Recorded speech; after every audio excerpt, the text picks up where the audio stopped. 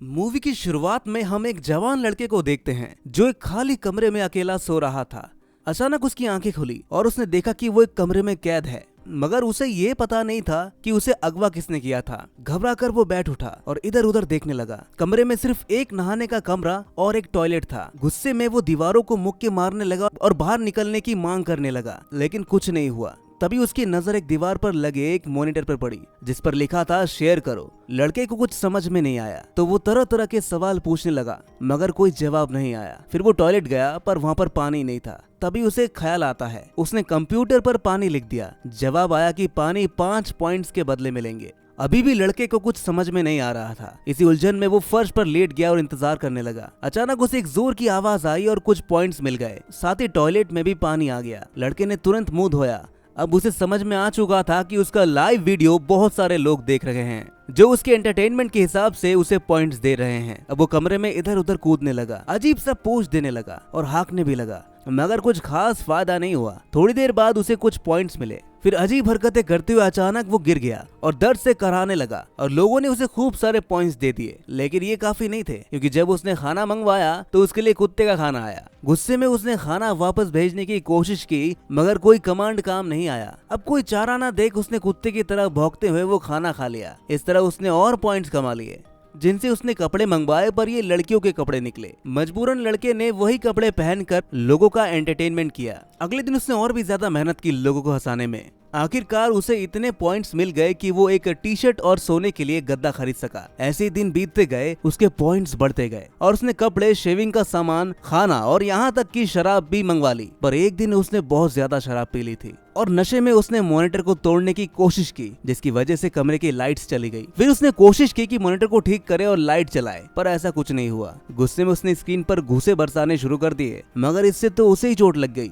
और अब वो रो पड़ा और यहाँ से निकलने की मांग करने लगा। आखिरकार उसकी सारी ताकत खत्म हो गई। उसने अपनी हरकतों के लिए माफी मांगी और जोर जोर से खांसने लगा। तभी अचानक कमरे की बिजली वापस आ गई। फिर उसने देखा कि स्क्रीन पर एक बूढ़ा आदमी था जो उसी की तरह कमरे में कैद था, लेकिन उसके पास बहुत सी चीजें थीं। बूढ़े ने समझा कि कैदी जब एक लेवल पार कर लेते हैं तो वो यहाँ पर मौजूद हर कैदी से बात कर सकते हैं, लेकिन उनमें से कोई नहीं जानता कि उन्हें किसने और क्यों अगवा किया है। अब लड़के को इस बूढ़े आदमी का सहारा मिल गया था और वो अकेले ही घंटों बातें करता रहता, जिससे बूढ़े को काफी पॉइंट्स मिल गए। एक दिन उसने बूढ़े को एक बुरी बात बताई। उसने देखा कि एक कैदी खास रहा था तो उसने उसे बात करने की कोशिश की, पर कुछ और कमांड डालने की वजह से उसे दूसरे चैनल दिखाई देने लगे। उसने देखा कि यहाँ तरह तरह के वीडियो बनाए जा रहे थे। कोई खाना बनाना सीख रहा था तो कोई मेकअप और एक खूबसूरत लड़की योग कर रही थी। खैर, काफी मशक्कत के बाद जब वो बूढ़े से बात कर पाया तो उसे पता चला कि हर कैदी का एक चैनल नंबर है। लड़के का नंबर 14 था और बूढ़े का 73 की हालत देखकर 14 ने उससे दोस्ती कर ली और उसके साथ खाना खाते हुए, जादू सीखते हुए और गाना गाते हुए वक्त बिताने लगा। कुछ समय बाद 14 का कनेक्शन रात में योग करने वाली चैनल 28 की लड़की से जुड़ गया।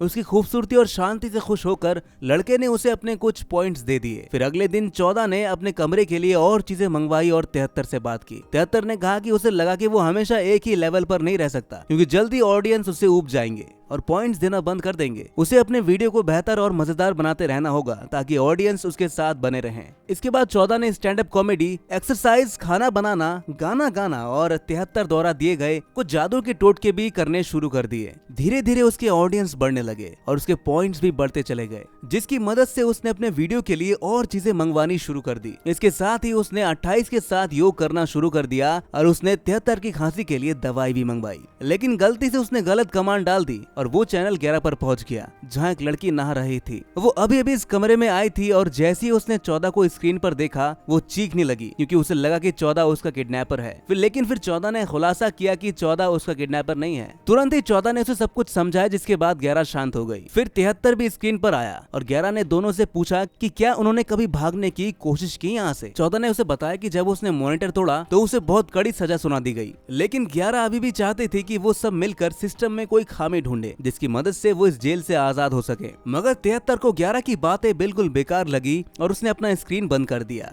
11 ने पूछा, आखिर कोई नॉर्मल इंसान तुम्हें क्यों अगवा करके ऐसी हालत में जिंदा रखेगा। 14 ने जवाब दिया, यहाँ आने से पहले मेरी जिंदगी कुछ खास मजेदार नहीं थी। अब कम से कम कोई तो है जो मेरी बात सुनता है।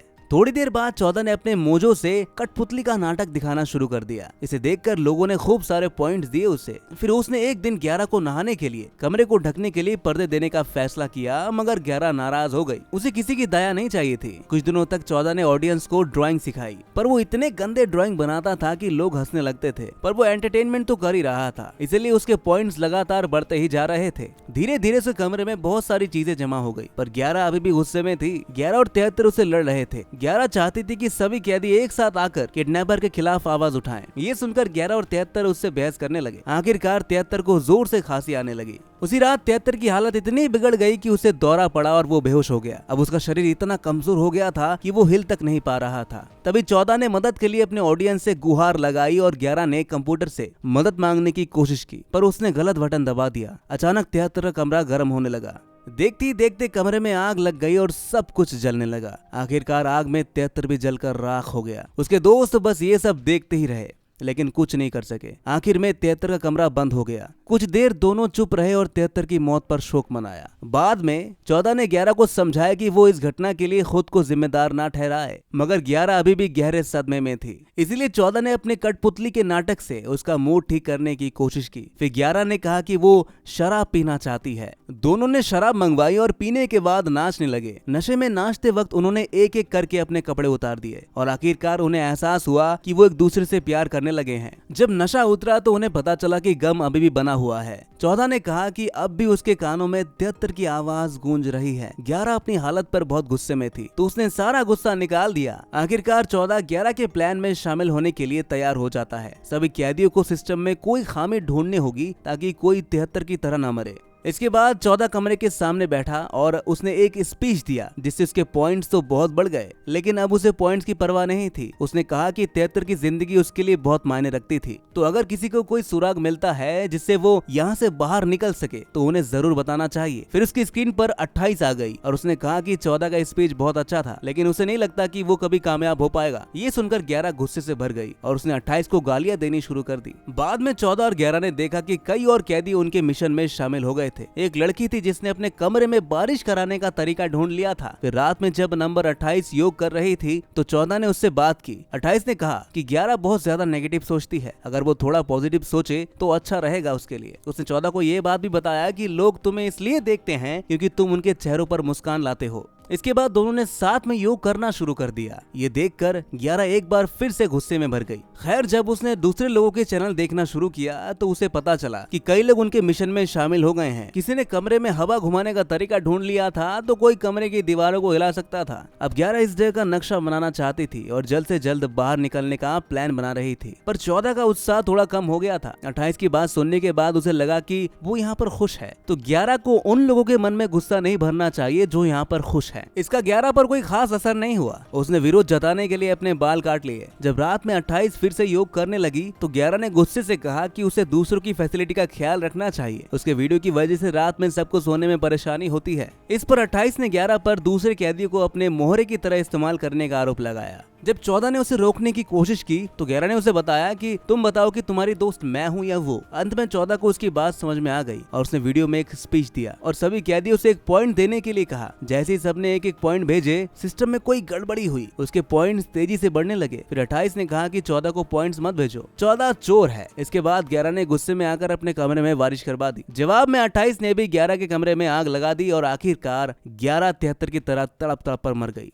ये देखकर 14 का हिम्मत टूट गया और वो फूट फूट कर रोने लगा। अचानक उसके पीछे से एक दरवाजा खुला और वो तुरंत उसकी तरफ दौड़ा, पर उसने देखा कि स्क्रीन फिर से चालू हो गई है। तो वो वापस आया और उसने सभी कैदी को बताया कि मिलजुल कर वो सब आजाद हो सकते हैं। पर उसी पल दरवाजा फिर से बंद हो गया और अब 14 को एक बार फिर ऑडियंस का एंटरटेनमेंट करना होगा। और इसी के साथ ये मूवी यहीं पर खत्म हो जाती है दोस्तों। तो दोस्तों, कैसी लगी आपको ये कहानी कमेंट में जरूर बताइएगा और ऐसी अजब गजब मूवीज देखने के लिए हमारे चैनल को सब्सक्राइब जरूर कर लीजिएगा।